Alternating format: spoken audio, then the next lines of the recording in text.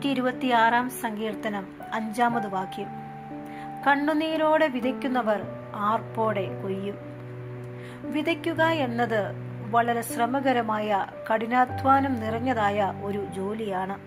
പലപ്പോഴും നമുക്ക് കണ്ണുനീരിന്റെയും കഷ്ടപ്പാടിന്റെയും അവസ്ഥ വിതയ്ക്കലിനോടൊപ്പം ഉണ്ടാകും.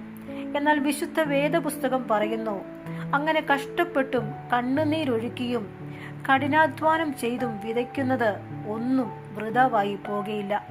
അതിന് ഒരു മറുപടിയുണ്ട്. അതാണ് ആർപ്പോടെയുള്ള ഒരു കൊയ്ത്ത്. അതേ പ്രിയരെ, ഇന്ന് ജീവിതത്തിൽ പ്രതിസന്ധിയുടെയും നിരാശയുടെയും കഷ്ടതയുടെയും മധ്യത്തിൽ നാം ചിലത് വിതയ്ക്കുവാൻ തയ്യാറാകുന്നുവെങ്കിൽ, ചില നാളുകൾ കഴിയുമ്പോൾ ആർപ്പോടുകൂടിയ, സന്തോഷത്തോടു കൂടിയ ഒരു കൊയ്ത്ത് നമുക്ക് വെച്ചിട്ടുണ്ട്. അത് പ്രാർത്ഥനയിലായിക്കൊള്ളട്ടെ, പ്രവർത്തനങ്ങളിലായിക്കൊള്ളട്ടെ, ഏതു മേഖലകളിലും നമ്മുടെ കഠിനാധ്വാനങ്ങൾക്ക് ദൈവം പ്രതിഫലം നൽകുവാനായിട്ട് ഇടയായിത്തീരും. അതുകൊണ്ട് ശക്തിയോടെ ദൈവനാമത്തിനു വേണ്ടി പ്രയോജനപ്പെടാം.